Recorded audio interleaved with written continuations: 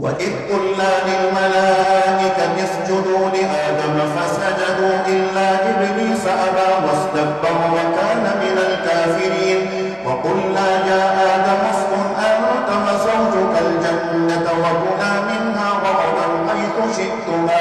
ولا تقربا هذه الشجرة فتكونا من الظالمين فأزلهما الشيطان عنها فأخرجهما مما كانا فيه وقلنا اهبطوا بعضكم لبعض عدو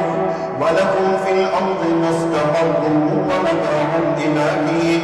فتلقى آدم من ربه كلمات فتاب عليه إنه هو التواب الرحيم قلنا اهبطوا منها جميعا فإما يأتينكم مني هدى فمن تبع هداي فلا خوف عليهم ولا هم يحزنون والذين كفروا وكذبوا بآياتنا أولئك أصحاب النار هم فيها